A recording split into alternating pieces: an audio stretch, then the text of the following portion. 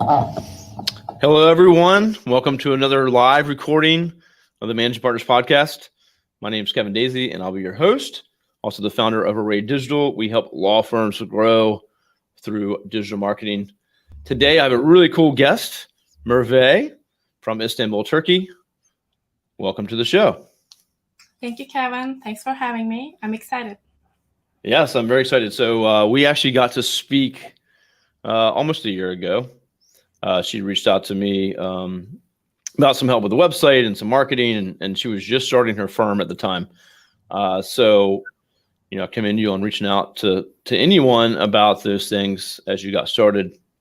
But now, fast forward, you're coming up on a year in business, and so I'm excited to reconnect. And I appreciate, because you said you've actually listened to the show and some of the podcasts have been helpful. So I appreciate that.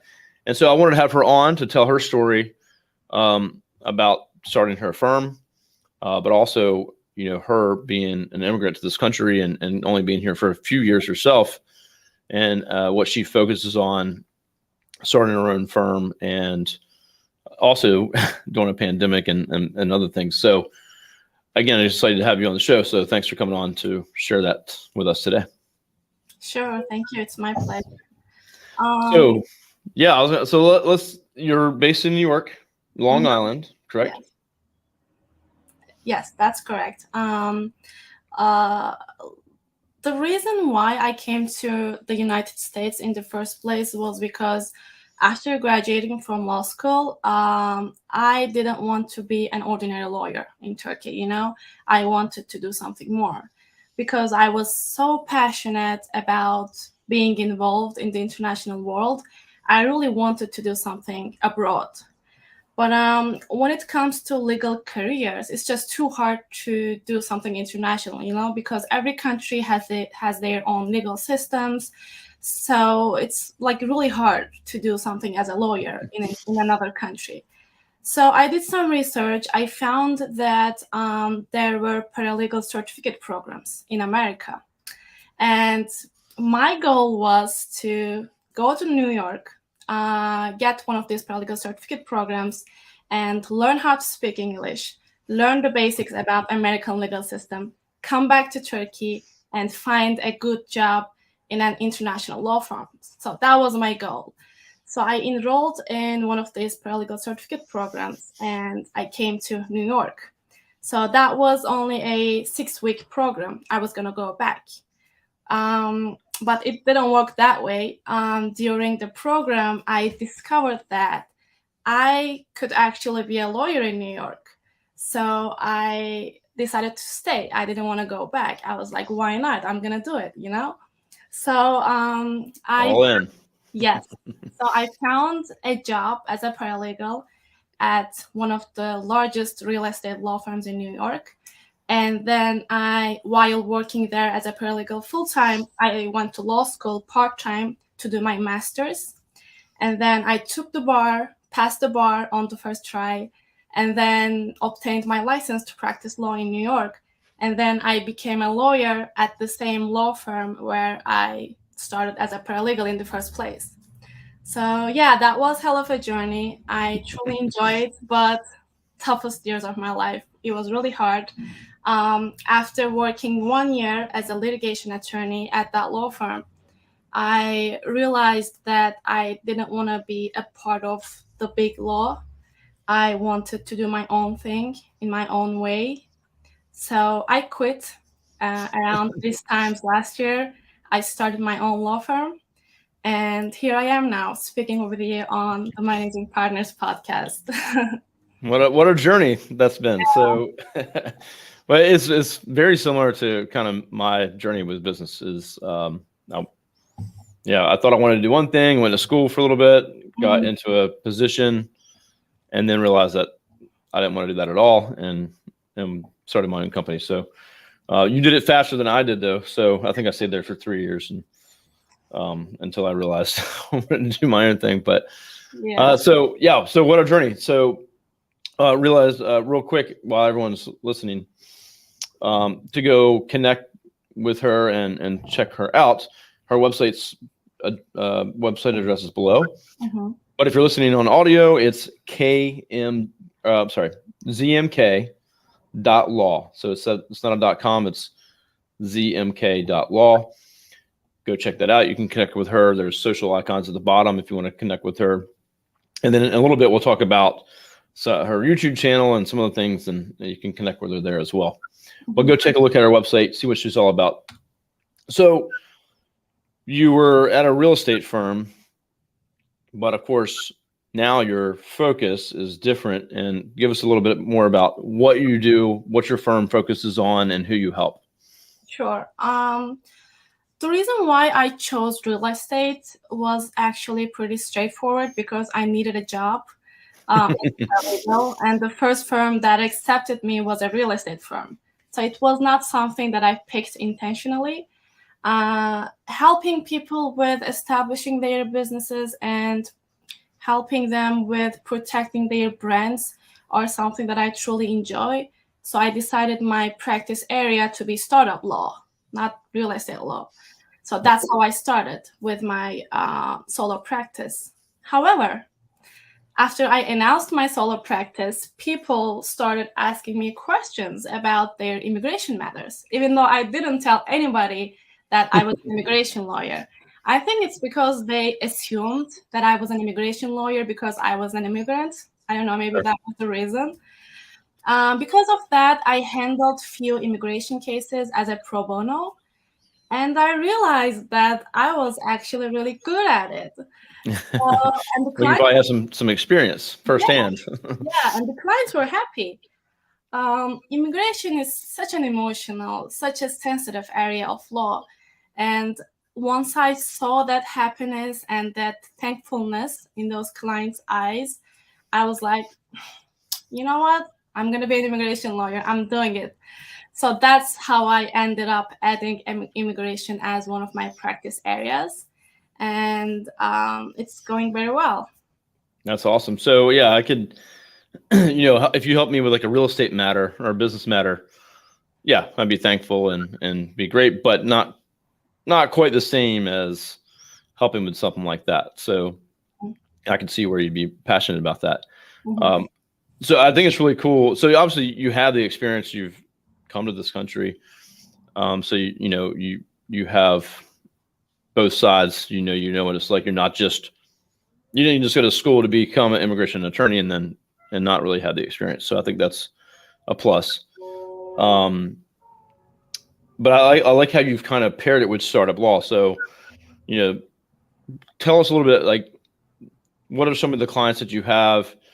Where are they coming from? Is it from your home country? What is your kind of focus, your niche, as far as that's concerned? The majority of my clients are immigrant clients. We have this little community in New York, Turkish American lawyers community. We talk with each other a lot. We have a WhatsApp group chat, so we refer clients to each other.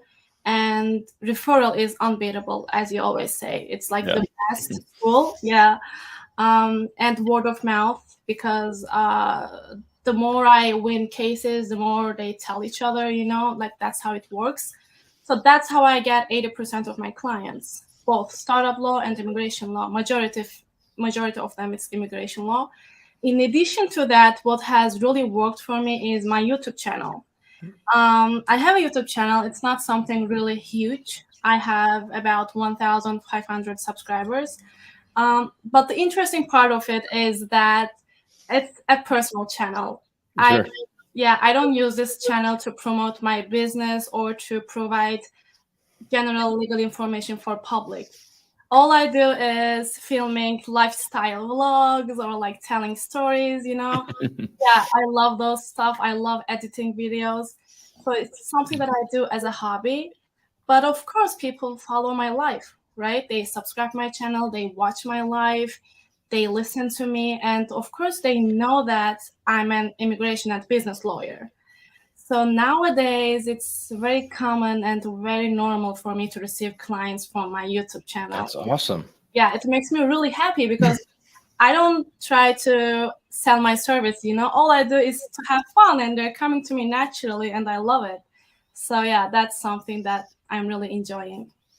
And I think that's really cool because most firms, they're going to put an effort into making a very branded channel or Instagram, whatever it may be, that is all about legal information and talking about the law and how they can help you.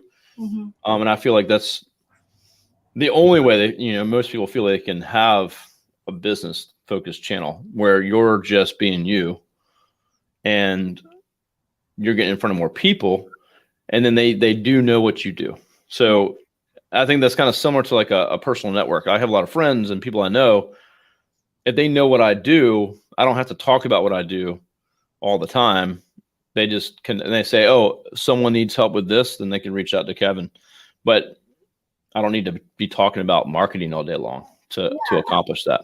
Yeah, and they know you, they trust you. You don't have to introduce yourself, because when someone's calling you as a client, you need to impress them. You need to introduce yourself in order for them to choose you as a lawyer. For me, I don't do that because they already know me. They already like emotionally connect with me. I engage with them in the comments. Like we already know each other. It's like a friend. So when they reach out to me, they know who they are talking to, It's very comfortable for them too. Well, I want people to be able to find the channel that are listening in and take a look at it, see what she's doing, see if it's something that, if you're watching, that you could do. There's another attorney that I know. He was on the podcast with me a while back, and he has a cool channel on a hobby he does. He makes like these wood pipes, like old like tobacco kind of pipes, but he hand carves them and like has a huge following. Wow. And the guy is this funny, nice guy. He's an attorney down in Florida, and he has a huge following, but he's an attorney, but he likes to do it, and he just talks about what he likes, and that's, it's worked out really well for him.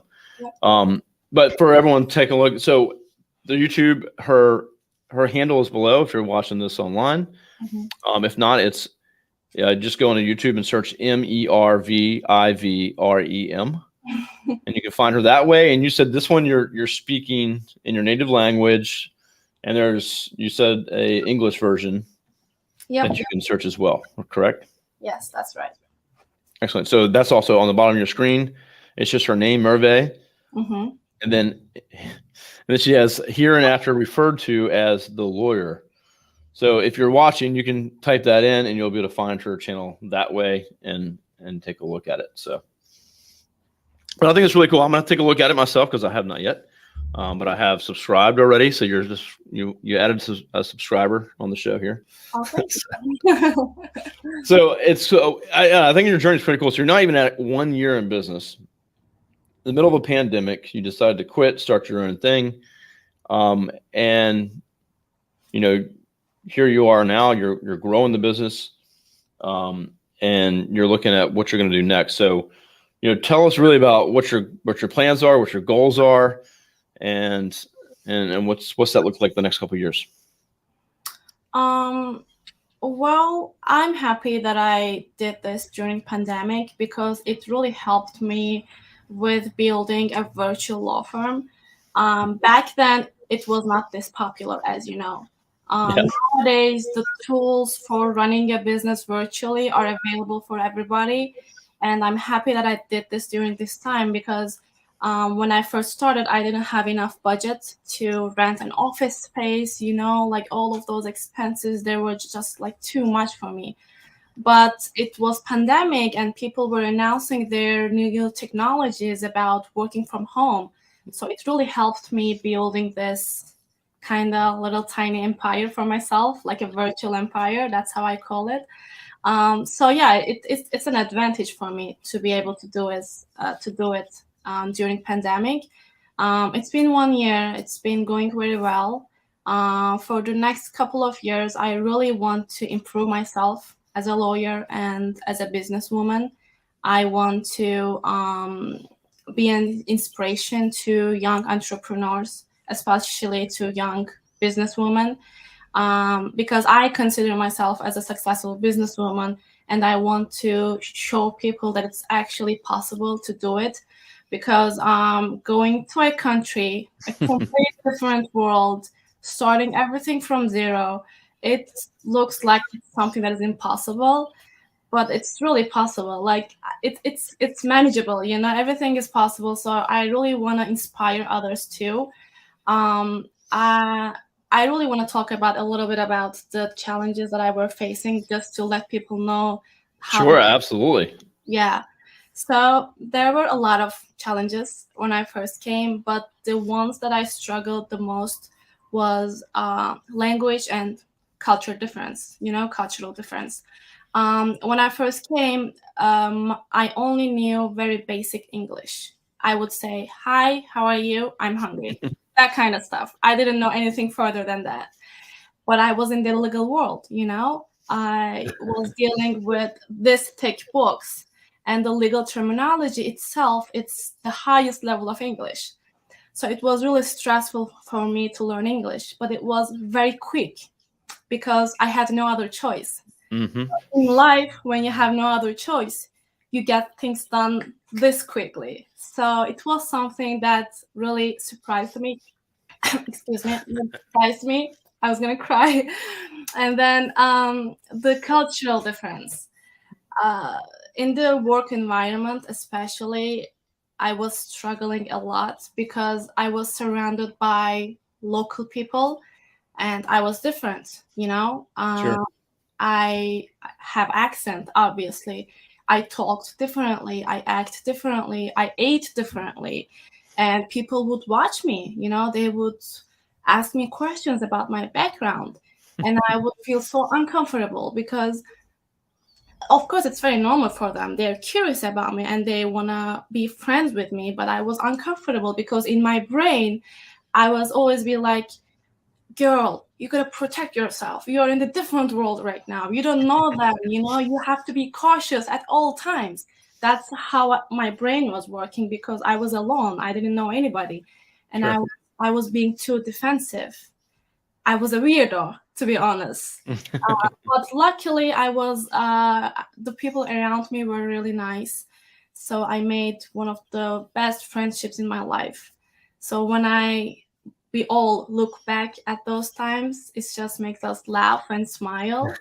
But it was hard. It was really hard. I So can imagine. yeah. So I really want to inspire others too.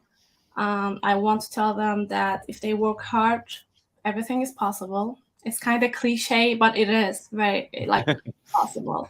So that's how I want to be. I want to be an inspiration. I want to improve myself as a business person, and I also want to grow my business, get more clients, hire more people. I'm just starting out. That's why I'm still very excited, very ambitious.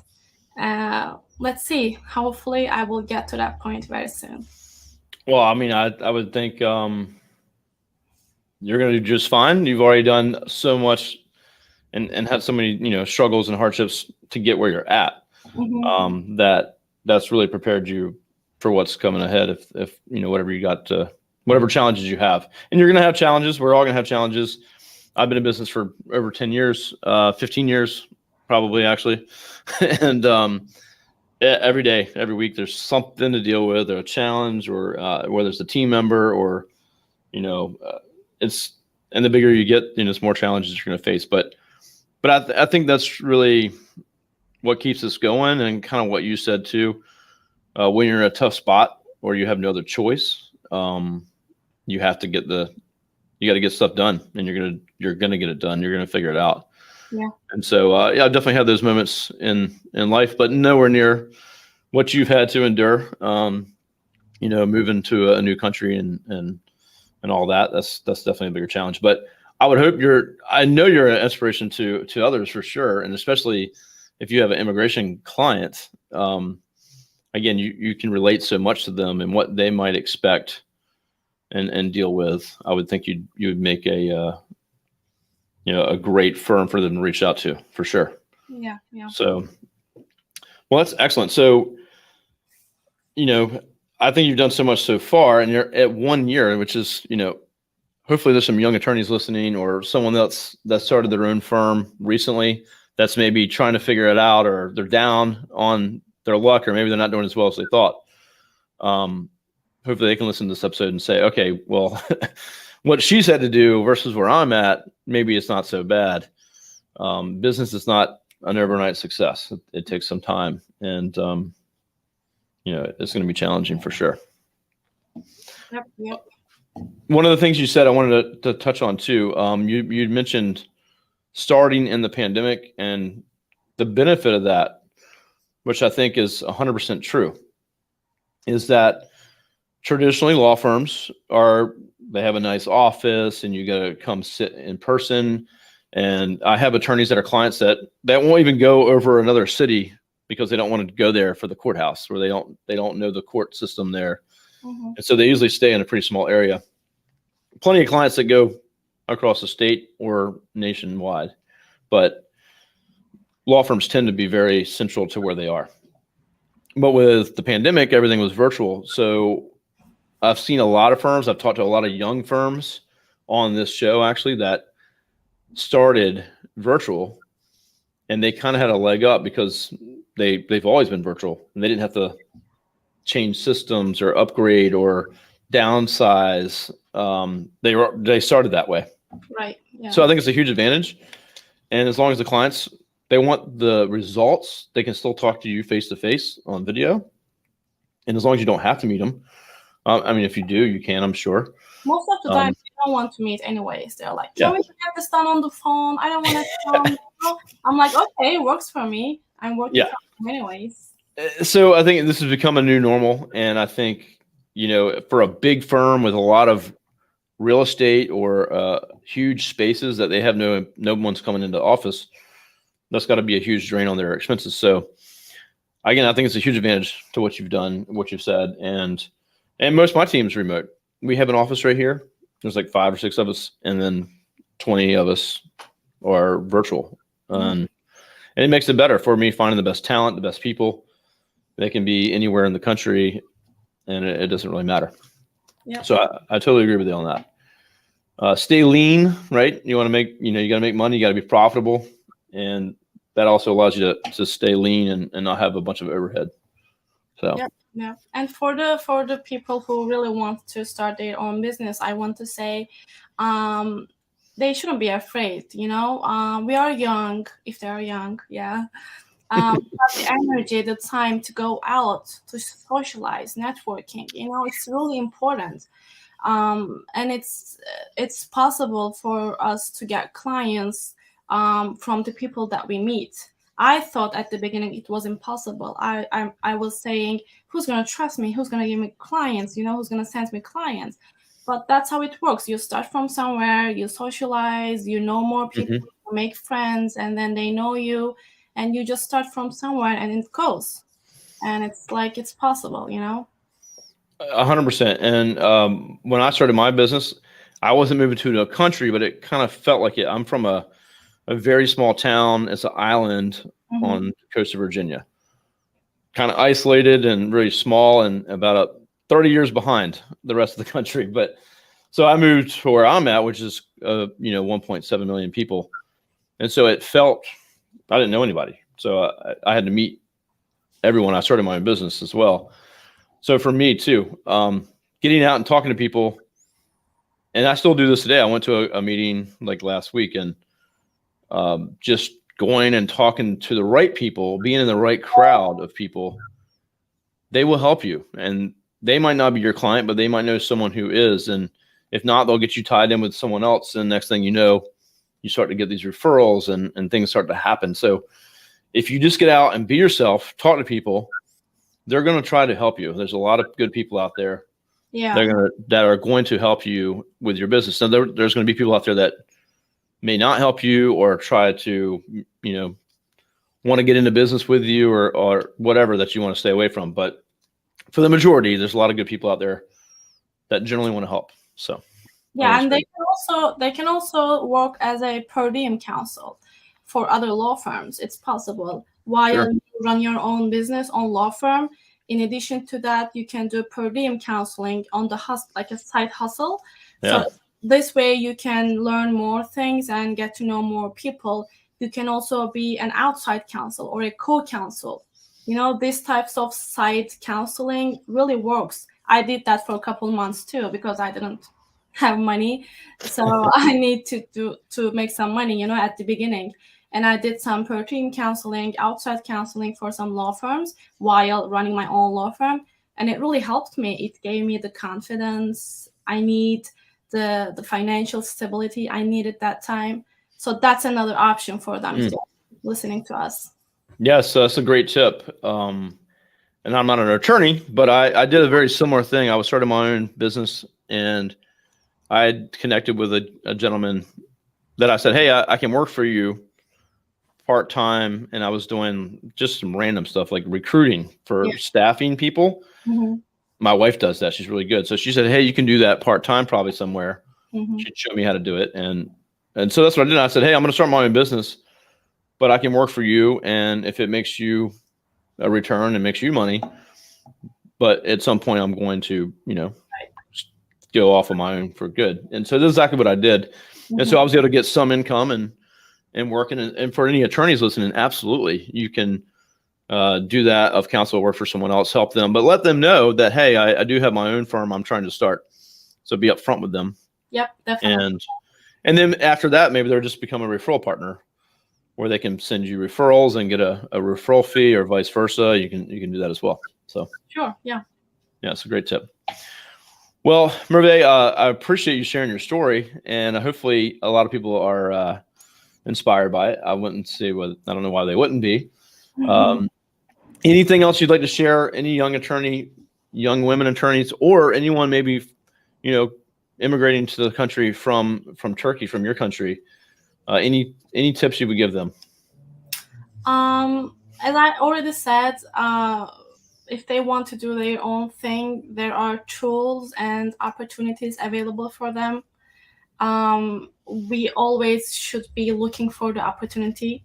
They're gonna come back to us. As long as you put the effort on the table, you're gonna receive something back. That's what I believe. If you really work hard for something specific, you're gonna get it at the end of the day. You're gonna get it something better, or you're gonna get that thing that you always wanted. So all we need to do is to believe in ourselves and to work for it. Being an immigrant in another country, I don't know if anyone in the United States wants to move out, but if they want to go to Europe or something, it's full of challenges. It's not easy. The language, the culture, the people, food, everything is going to be different. But you're gonna get used to it, and it's so satisfying to be able to live in another country, because I feel like I have two lives right now, like two different lives, two languages in my brain, two cultures, two countries, two types of foods. It's so fun to live like that. You have a lot of perspectives, and as being an immigration lawyer, I see a lot of advantages of it. Comparing to a local American immigration lawyer, they tend to pick me because I speak their language, I understand them. Even when I don't speak their language, they know that I feel them emotionally. I know the challenges that they've been going through. So that's a really good thing. Every hardship comes with advantages. So yeah, they should know that, and they should believe in themselves, and they should work hard. That's what I can say at this point. I completely agree with you. I think there's no shortcuts for some things, and to have the challenges is the best way to learn it and the best way to get through it, and you come out with those advantages like you're saying. So totally agree with you. So everyone, thank you so much for listening in. Please connect with her. Her website address is just below. It's zmk.law. I'm sure she'd be happy if you reached out, if you had questions, especially if you're got immigration questions, or maybe you're a startup. Mm-hmm. If you're another attorney listening in and you think she'd be a good referral partner for you, or you have connections where this is she'd be a good fit, please reach out and connect with her. She's trying to grow her business, so try to help her out as much as we can. And obviously check out her YouTube channel. I'm going to check that out myself. And that is all. So thanks for tuning in. Be sure to take a look. This episode will be up on the website soon. It'll be up on YouTube. We'll have this up on LinkedIn as well. So you'll be able to see this all over the place. It'll also be on the newsletter that we send out twice a week. So she'll be featured in that as well. And you can go to raylaw.com/podcast to check this out and others as well. I think we've had over 250, I think 230 or something like that have been published. So we have a backlog. We'll be putting out lots more episodes. If you want to be on the show, reach out, connect, and we'd love to talk with you and see if you'd be a good fit. But we love stories like this. We like the inspiration, and we want to see young attorneys starting their firms and doing well. So, Merve, thanks so much for sharing your story. Thank you so much, Kevin. It's a pleasure. Absolutely. Everyone have a great day, and we'll see you on the next episode. Thank you. Bye.